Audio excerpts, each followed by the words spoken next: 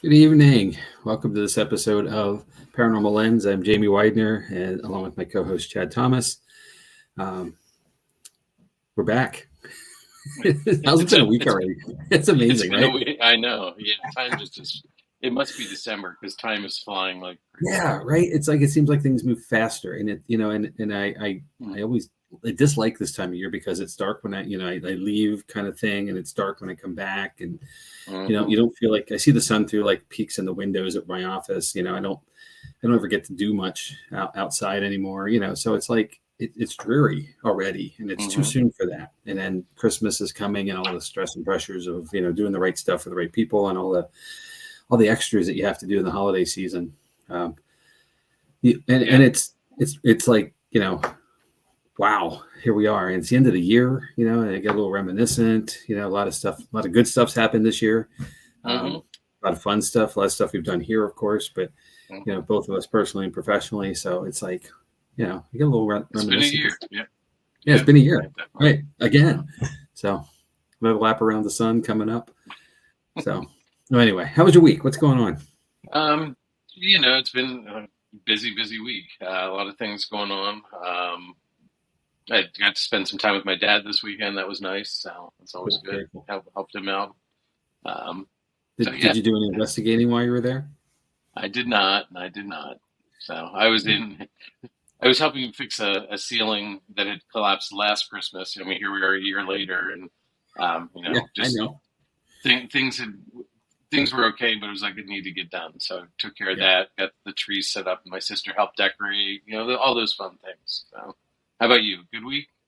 Yeah, good week, busy week, same thing, stuff to do, and it's like, the weekends now are so, because there's less daylight during the evening hours, there's like less outside stuff to do. And I still have some cleanup for winter and, stuff. I'm going to be honest with you. I bought window well covers 2 years ago, and this was going to be the year because last year wasn't. And I'm looking at them every time I go in the basement. And I'm like, dang it, there they are still, and everything's there. The screws are there. The caulk is there. I mean, the only thing it's not there is me. So I guess that's going to be another next year project. Yeah. Bert talked about winter. Less places to investigate in winter. And the ones that are open are cold. Yes, they are. We've been absolutely there. Cold. So. Yeah, that's a good point. These places don't have, especially the older sites don't have heat. And or a whole. If they do, they're drafty, and you got to bundle like in 6 things, and all you're hearing is people swishing around with all their coats and winter coats and pants on and stuff. It's like, oh man, yeah. And the hat, you have 2 hats over you, so because you're shivering, you can't hear anything. So, oh yeah. First world problems of paranormal investigating in the winter. Could be worse. So. Yeah, but we're not here to talk about window well covers and investigating. That's we're here to talk true. about something else.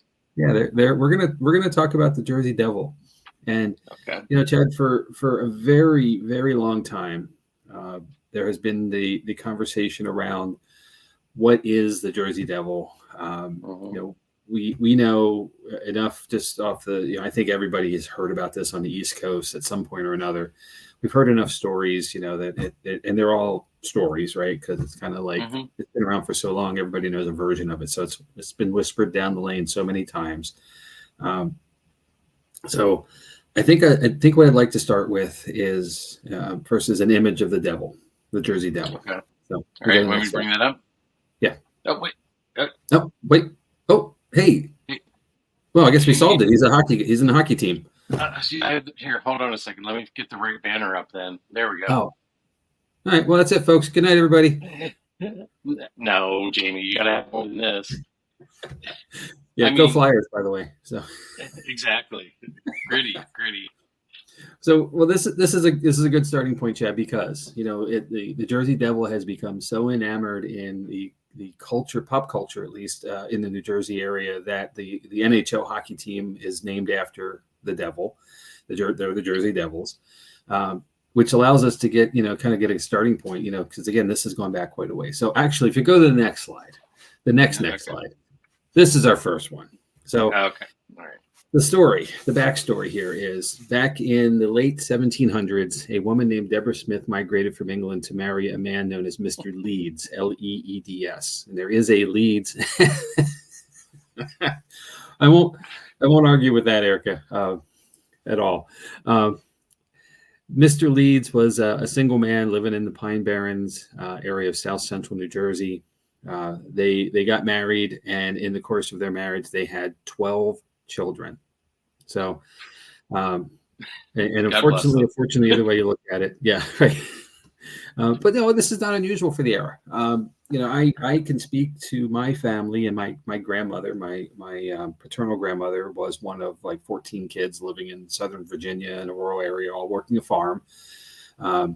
So it even into the earlier part of this century, or last century, sorry, into even the 40s and 50s, this was still happening. Many kids are born to needed to work whatever the establishment of the family business is, the livelihood. So I can imagine it's the same there. But it was found that Mrs. Leeds was going to have a 13th.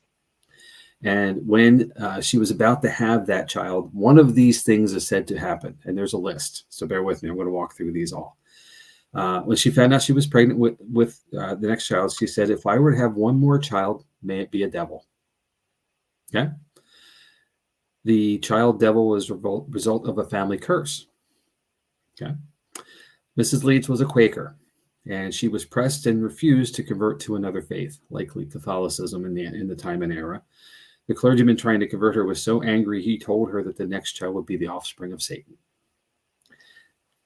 Sounds so very churchy.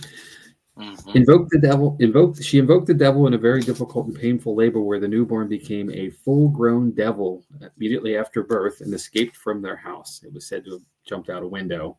And of course, there were no hospitals to go to, so all births were at home. The child was a monster at birth, and Mrs. Leeds cared for it until the day she died. At that time, the child/devil flew off into the swamps around their home.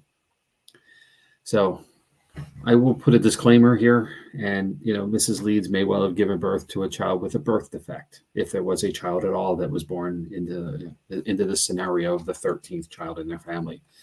Add to that the fact that people in the 1700s in general still regularly believed in witchcraft. It was highly probable that many felt a deformed child was the act of or the spawn of the devil, and the defect was the result of the child being cursed by God. So a lot of religion in this kind of spin. And then, this is how the Jersey Devil's legend got started. Now, this is folklore, folks, and it has been passed down from generation to generation for, 100 and almost 200 years now, since the late 1700s, early 1800s. So the story could have been something very, very simple, but it has been blown up to something much, much more. And we've explored some folklore stuff before, some urban legends. So, we certainly understand how that can happen. So a little more about the devil, the Jersey Devil. So the Jersey Devil has been called by several names, including the Hoodle Doodle Bird, the Wazzle Bug, and the Leeds Devil, named after the Leeds family. And for over 200 years, there have been numerous sightings and experiences credited to it. As late as 1870, a Long Beach fisherman claimed to have seen the Jersey Devil serenading a mermaid on a rock out in the river. I think there may have been a different kind of spirit there involved in it. A little rum. Maybe choice of that fisherman, but quite an interesting spin there, as we don't know that the devil has a voice, per se, the serenade. In January of 1909, Councilman E.P. Whedon of Trenton claimed to have been woken by flapping wings at his bedroom window. Upon investigation, he claimed to have found hooved footprints in the snow around his home as well. When news of this broke to the public, there were hundreds of reported sightings over the next week or so in and around the Trenton area. And Trenton is not technically in the Barrens, the Pine Barrens area. It's very, very close, though. So theoretically, this is very plausible.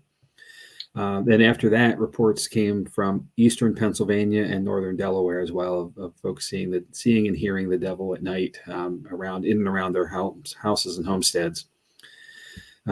People have found strange tracks and attributed them to the Jersey Devil. One instance of such tracks was reported, along with loud shrieking sounds near Mays Landing in 1960. So not that far ago. Also in 1960, merchants in Camden offered a $10,000 reward for the capture of the Jersey Devil. They said they would build a private zoo to display the creature to anyone who would capture it. And if anybody's interested, that reward is still unclaimed. So, what are we doing this weekend, Jamie? I'm going to Jersey, by the way. No reason. 1978, two teenage boys were ice skating near the town of Chatsworth in the Pine Barrens. They claimed to have encountered the smell of dead, rotting fish, and then they noticed a pair of red eyes staring at them from the brush. They took off, but claimed it to have been the Jersey Devil. Now, anybody's been around water, especially out in the Pine Barrens, there's some swamps as well. A funky, decaying smell isn't unusual. The smell of fish near water is, they die, they wash up. And also, red eyes is eye shine to me, which could have been anything. But of course, there's a heightened sense when you're in the Pine Barrens of the Jersey Devil's presence. So automatically attributed. Additionally, numerous people have claimed to hear the devil but not have seen it. Sounds include wails, blood-curdling screams, and the trampling of leaves in the ground, but they're always just out of sight. So pretty much anything that would be described as unexplained in the Pine Barrens is usually attributed to the Jersey Devil. So go to the next slide. Let's talk about the Pine Barrens. So this is an area in the next slide. This is an area in southern New Jersey that is 1.1 million acres large. So it is a big space. And it was originally inhabited by the Lenape tribe. So it's a Native American land, as all land is here. They were here first. But as far as us, as white people coming from Europe, the Dutch and Swedish colonizers were the first to settle in the area. And that was due to the abundance of cedar and oak trees that were needed for shipbuilding. And in this region, you go a little left on that, we would be in Philadelphia. You go a little up and to the right, we're in New York, and a little, we're not too far from the port of Newark as well. So lots and lots of seafaring ships coming through and things need to be repaired, of course, but also building new ships. As America was a fledgling colony, they needed their own resources to maneuver things. Though shipbuilding was a big part of this area. In the late 1700s, iron. Go ahead. I was going to say, it's also not far from another one of our favorite places, White Hill Mansion. Yeah, close by. So. Yeah. Well, I'll get to that in a second as far as the area. But in the late 1700s, iron became the major industry in the Pine Barrens, with many towns and villages being created to house the workers and their families. And inclusive into that in ironworks would be forges, of course, but also factories to create things once the iron was made into whatever the component would be. So there's a lot of industry in this area as well. The last iron furnace closed in 1869, and people quickly moved away for better opportunities elsewhere, as most folks would do. The buildings, roads, and rail lines soon began to decay. And they have been reclaimed by nature ever since, with only stone foundations in many places still standing. As a paranormal prospect here, Chad, there are ghost towns in the Pine Barrens because of this. And there was a couple of them that the New Jersey Board of Tourism wants us to know about. The first is a town called Weymouth. It is in Hamilton Township, New Jersey. There are former ironworks. If you go to the next slide. Former ironworks are visible still there, plus two paper mills. And this is a view of the Pine Barrens area. So again, it's still a lot of ruralness here, and we're not far from some significant places, kayaking trails, bicycle trails, as well as motorcycle and walking trails are everywhere. There's a view of some of the ruins. So Belcoville is another. It's in Estelle Manor, New Jersey, former munitions factory used through World War I. Astion in Shamog, New Jersey, former ironworks and a cotton mill, and the Richards Mansion is visible there still. And the Richards Mansion, I believe, is still accessible. Smithville in Mount Holly, bicycle and carriage factory was the primary industry there, but the Workers' House Museum is still there and viable for those who want to see, as well as the Smith Mansion, with Smith family being the namesake of the town. It's their original home and a well-to-do, prosperous family. And White's Bog Village, which is in Bronze Mills, the site where the first commercially viable blueberry was grown in the U.S. And that's going to come in a moment for something that's important. Also home to cranberry growing operations, and ruin of the full community still stands today. Lastly is a place called Batsta Village, and this is in Washington Township. This is commonly referred to as the Jewel of the Pines, and largely because it is also considered the New Jersey version of Williamsburg. A lot of colonial buildings still there, still accessible to walk through and see. There's an annual festival there. Back in the day, there was iron and glass making operations.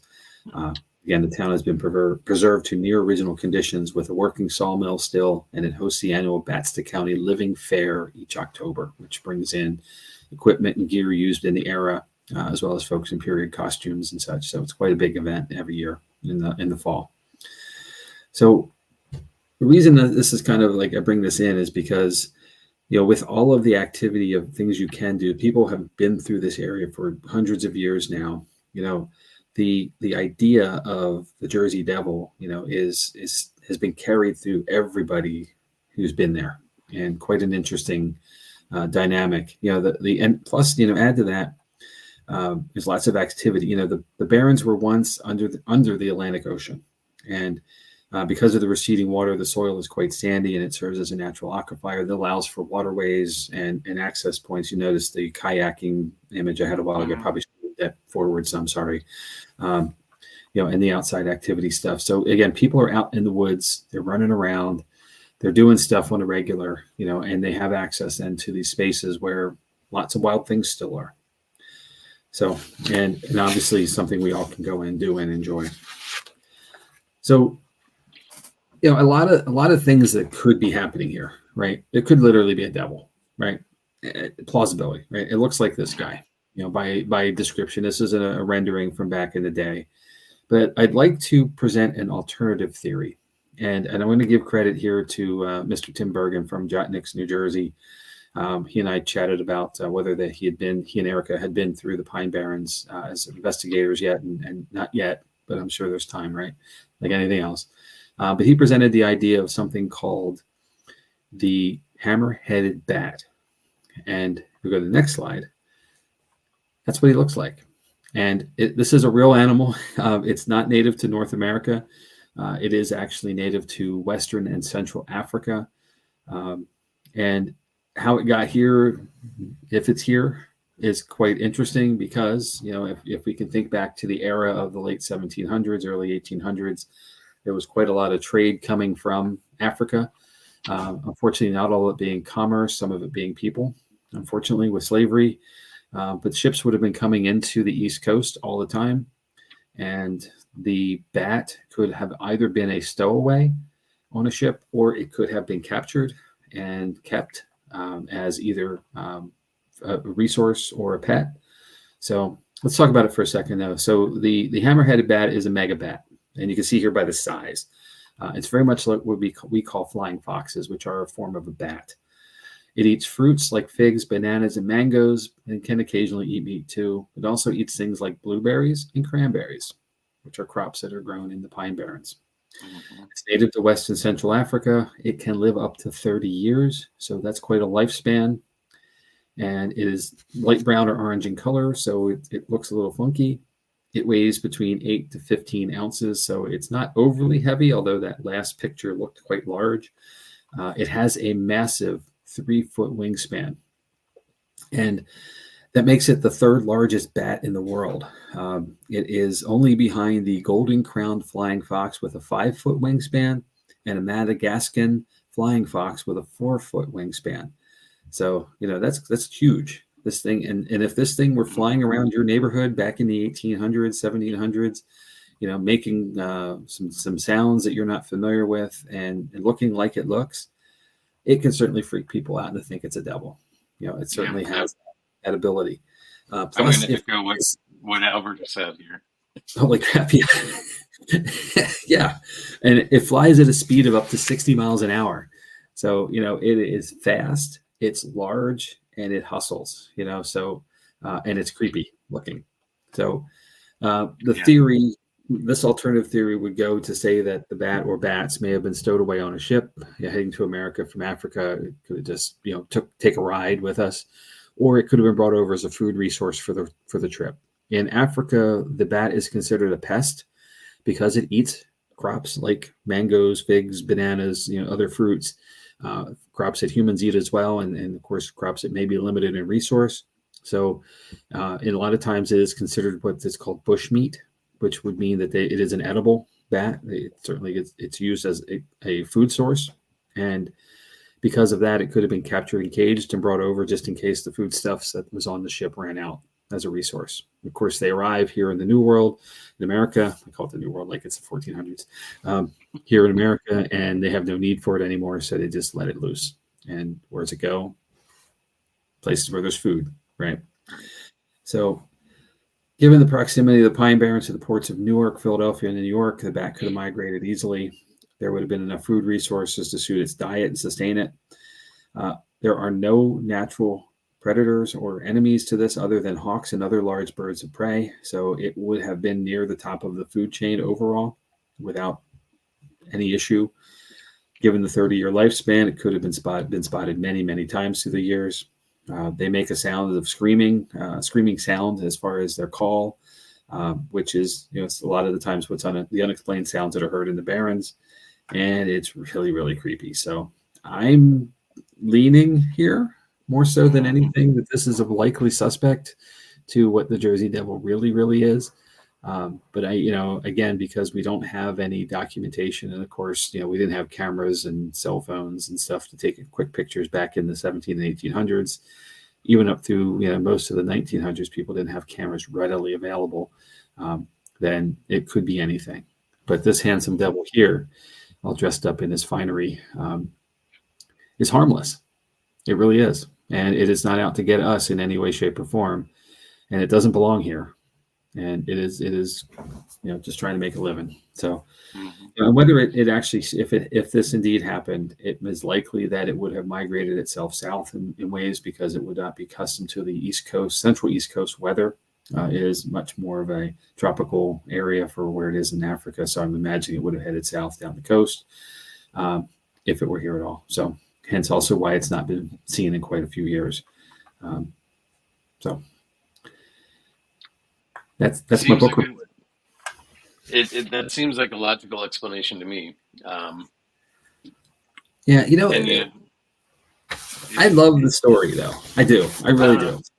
And I know people who've been to the Pine Barrens. I know how still it is such a rural thing at times and places. We certainly have civilization. We have 20 million people living within 60 miles of the Pine Barrens today. That includes Philadelphia. That includes major cities in New Jersey. It includes sort of New York, at least the lower part of New York City. 1 hour away, basically. In all directions.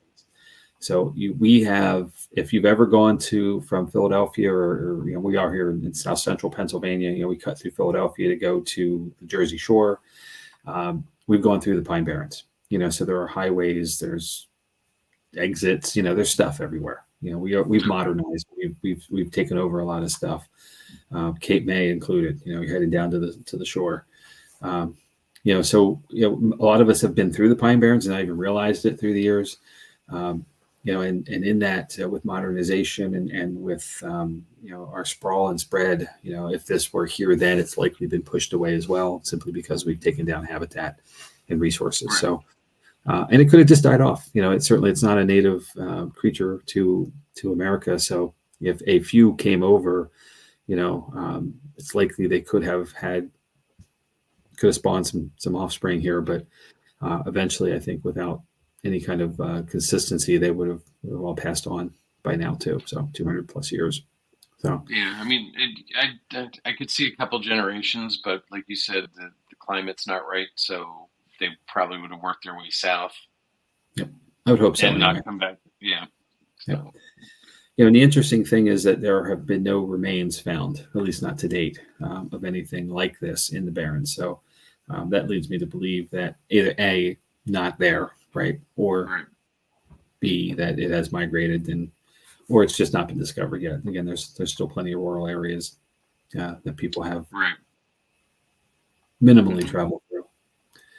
Like, can you imagine in that, that time period, seeing a 5 foot winged creature that you'd never seen before with Yeah, a face like that? Like, yeah, I would, screeching at you. I, yeah, I would Yeah, see it as the devil. Yeah. it has it has a mating cycle where there's like a common space they come in. I'm drawing a blank on the name, and it's like lynx or nynx or something like that, nix, where the animals all kind of come together and call out for mates to come to them. So like the boys all hang out together and like kind of prance a little bit and start screeching, trying to attract females of the species to them. So having that happen, as well, is another one of those elements where it's an unusual sound. It could have been happening day and night, for that matter. And again, if someone went to investigate and they found a whole bunch of these dudes hanging out somewhere in a tree or on the ground somewhere, that would have been off-putting. And again, everything is attributed to the Jersey Devil, regardless if it's the devil or not. So it's an easy carry through. So we always go paranormal or not, right? Yeah. I'm going to say not on this one. I love, again, I think folklore more than anything, and habit of carrying story. We love to hear and tell stories. I don't believe Mrs. Leeds had a demon child. I do believe she may have had a child that had a birth defect or some deformity, and that would have let a story go forward. And with that, again, here we go with Whisper Down the Lane. This is how things start growing. The story changes. Everybody wants to be the hero of the story, and if they tell something more significant or more fantastical than the last version, then they're winning the story, and that version is going to be told to someone else. Right. Good point, Tim. We see this in the southern states all the time. With snakes and other animals that don't belong in the habitat. And pythons are one of them. In Florida, which already pretty dangerous place with alligators and some of the other things, and then you throw some non-native animals into the mix. It becomes they will reproduce. Nature. I'll steal a line from Jurassic Park, and nature finds a way. And here we are now with an invasive species issue. Right. Well, I think we're lucky. Here in the Susquehanna Valley, we have fish in our area that is non-native. I'm drawing a total blank. It's like a hammerhead something. It kind of ties to the bat that is eating other fish in the Susquehanna River basin and becoming a problem because the ecosystem isn't going to change. So, but it was we're probably lucky that there wasn't the right climate for the hammerhead bat, because it didn't become an invasive species. Right. Yeah. And so. Well, true too. If it would have, then we would have went hunting, right? And that's a different thing. Then there would have been much more documentation to be specific to this type of animal being an issue. There would be trophies of it, of course, as people do these things. I did find in looking for some good images, I did find a taxidermied head on like we do for deer and other animals, the big game type thing. It seemed a little off color, so I didn't add it here. But it is in that sense, though. People like to have trophies, and therefore I think we would hear more about it that way. And people talk, of course.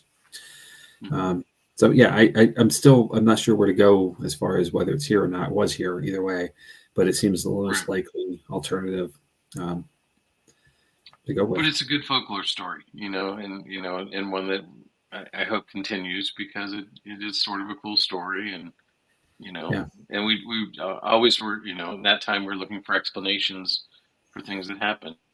Sure, and like I said, the era, people would tend to lean toward witchcraft and sorcery versus science, and that allows for things like this to grow and expand. Because and it becomes a modifier. If you don't behave, the devil will get you, and the stuff. If you don't go wandering off into the woods, because the Jersey Devil's out there.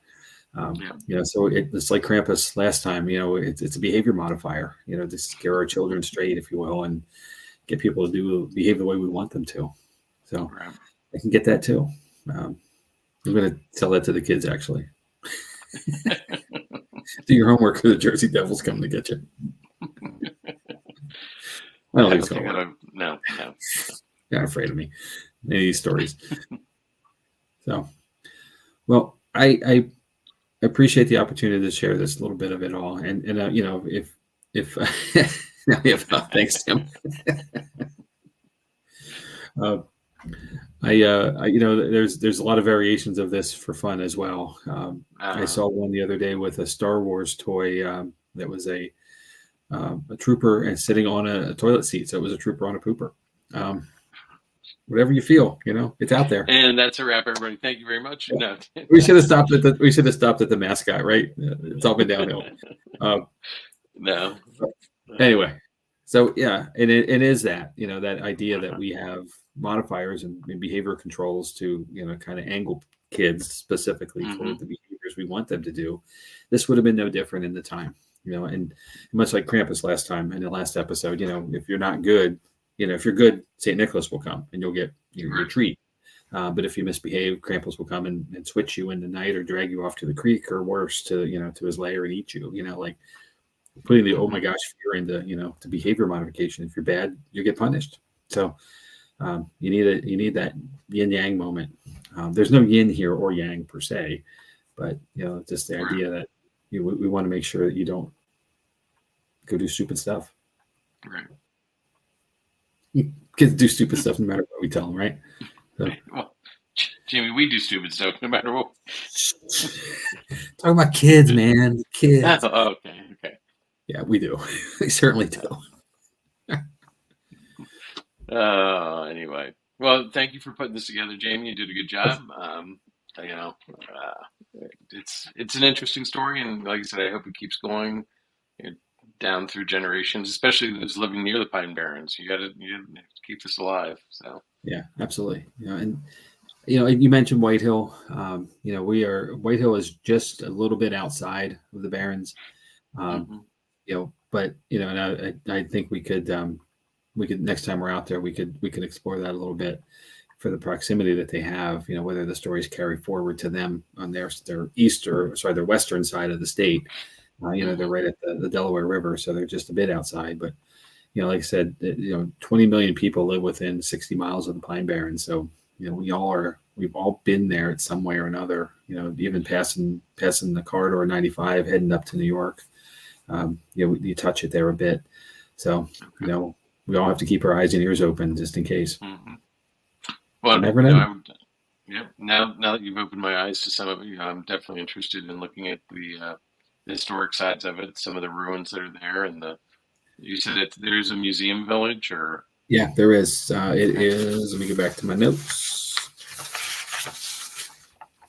It is in the town of Smithville in Mount Holly. Okay.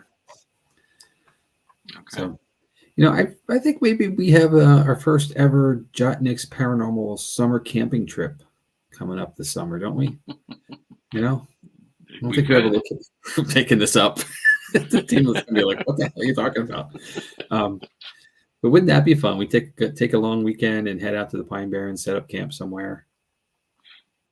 See if we find the Jersey Devil. Yeah, hey, that $10,000 reward's still on the table, so you know, split that a few ways. It'll be all right. Yeah. Cover the cost of our camping trip at least. Probably what Tolo would do. Jeez, I don't know. I do have a very large 12-person tent, so I'm good. Okay. Let's go. So. Probably have a sleeping bag around here somewhere. The tent that I've used twice in my life, sadly, with good intentions, bad execution of one after buying it, but oh well. Okay. So. All right. Well, again, Jimmy, thanks for putting that together. Let's move on and see what we got coming up. Which button is it? This one. Can you believe it, Jamie? This Saturday is the last investigation of the year for Jotnik's Paranormal at Booby's Brewery. Hold on a second, Tim. Just for record, not the week of the 26th, but I think the first week in January, Chupacabra is one of our topics. So it'll be early January, but it's coming up real soon. So there's that. Thank you for the intro, Tim. Um, anyway, back to this week. The last investigation of the year. Seems like I haven't been there for 2 investigations now, but it seems like things are picking up. Yes, yeah, I From what have I've heard. been, and I can attest to that. It's been highly active lately. And obviously, um, with the some of the newer technology we have, I think we've been doing very well with captures of information and such. But the vat room has been very active lately, and also the ballroom space. So Okay. some key things there, and hopefully we Yeah, can continue. I'm trying to figure out what I can do to get some cameras set up down in the vat room. Okay, The problem is always there's people Wi-Fi. there. Yeah, well, Well, that, yeah, I'm not diners. Yeah, I'm not necessarily thinking that we have to monitor them during the event, but at least get the cameras down there so we can go back and have some of the stuff on video that's been happening. I yeah, I almost said agree. film, and I knew you would have given me a hard Well, time there. no, no, yes, But yeah, I think I totally even appreciate that. yeah, even if we like you said, we have to go back and look at it and not do it in the moment.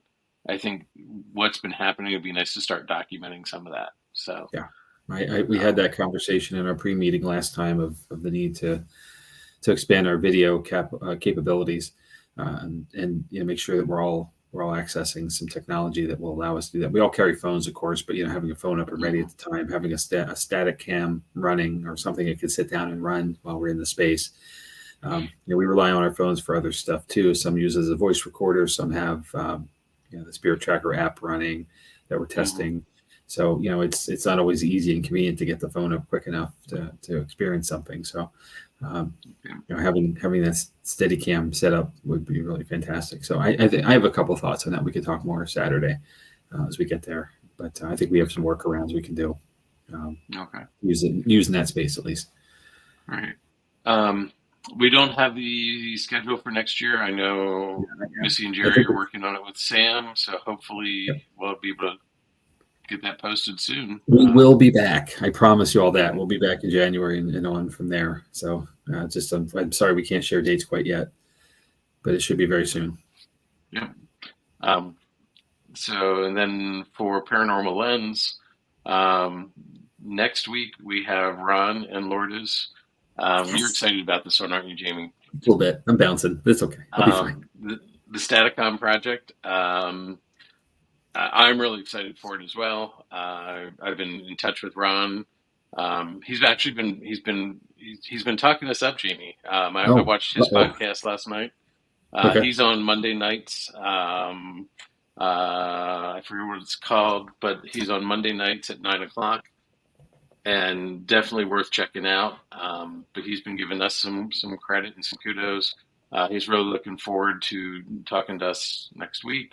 Um, I think we're going to play some clips. I'm not. We probably won't be doing a session with them live, Yeah, but he's going to understood. explain it, go do some clips, play through some stuff, and I think you'll be impressed. And Well, I have been so yeah, far, and my hmm exposure is a little limited. I'll admit that to the work, but I'm aware of them, and what I've been able to see of what they've done so far has been overly impressive and hmm and quite intriguing. For and another tool in the box. And I, I exactly. think I think we all carry voice recorders and cameras and stuff, but there's we're only getting a certain level of spectrum in that. Um, hmm you know, one of the things for me, when I first noticed that we have, we all carry IR lights for our cameras and such, but when you look at the light spectrum, there are better ways to do that to capture other things that could be happening beyond the spectrum of that IR light. So hmm that was eye opening for me a couple of years ago, and realizing that we can do more and capture more, and here we are with another tool that allows us to capture more than what we're actually hearing. And Right. it's fantastically cool and super exciting. And I'm geeking a little bit. I'm sorry. Um, Next just week can't come fast enough. their group, their podcast is called Entity Voices Paranormal Evidence. It's Mondays at 9 p.m. Eastern. Um, it's if you go to his page, you can always link Yeah, to it through there. yeah, we'll find it. Um, Last night, I just wanted to throw this out there. Last night, they had an interesting piece of evidence. They were doing a StreamYard live stream like we do, but they were doing it from an event. They were doing it from an investigation, and they were getting EVPs on their stream. Wow. And they were like, "Who's talking?" It was like, "Is it a like?" And then all of a sudden, they realized that it was somehow the voices that they've been communicating with through their Staticom session have figured out a way to jump. It was pretty amazing. So again, I can't. It wasn't Ron and Lourdes. It was other members of their group. But Okay. Right. they were talking about it last night, and it was just like they played some of it back, and it was like it's clear. Like, yeah. So can't wait. It's going to be great. This is really cool. So, Right. Anyway. I was just talking about how fast time has gone by at the beginning of the episode. Now I want this week to go by really fast too. So Yeah, exactly. So next week, 9:00 Tuesday night here, we're going to talk to Ron and Lourdes. Be a great discussion. Here's our social stuff. Yeah, the usual. Feel free to drop us a line. We obviously have topics galore, but if there's something, to mention the Chupacabra. We can go search for the Chupacabra, but we're going to present on it. But other things that you might want to hear about or learn about or want us to know about as well, because there's research we have to do, just to get here. So Elf on the Shelf is another one. Thanks, Tim. I'll put that on the list for next year. That could be one of your. We'll do a dual episode of Krampus and Elf on the Shelf next year. We're not going to go back to that, but. Yeah. So. We're always interested in knowing what you want to know, or what you want to see us do or hear us do. So feel free to share. We will follow up. And hopefully you learned something about the Jersey Devil tonight you didn't know. Hopefully not something that will keep you up at night thinking of a hammerhead bats hanging out your house. Thanks, Jamie. Creepy. Looking out my window now. Anyway. As always, guys, we can't do this without your participation and joining in. So thank you all. We really appreciate it. It's been quite a year so far, and we have a lot more to come next year. So hang in with us. We'll have some more fun next week and then into the new year. So it's very cool. Thank you definitely. All. So thank you. To those who celebrate, happy Hanukkah. We're in the Hanukkah season right now, so happy Hanukkah to those. Again, anybody who's watching this later, we thank you for coming in, as well. Follow us. Appreciate it. You just went robotic. Did I? I have no idea what you just said, but it was really cool. Well, I was saying follow the team on Facebook. We like the team. Let's we appreciate it. So yeah, we're pretty likable people. Yeah. It is that time of the year to spend time with friends, family. Enjoy the holidays. So we appreciate you joining us and being part of our family. So. Absolutely, take the time, slow it down, enjoy and relax, and we'll hit it hard next year as we all do. So, okay. Well, this is where we say goodnight, or at least for now. So for now, until next week. So, all right, Jamie. Happy holidays to you. We'll see you soon. And thanks everybody. Good night. Here we go. Yeah, we'll see.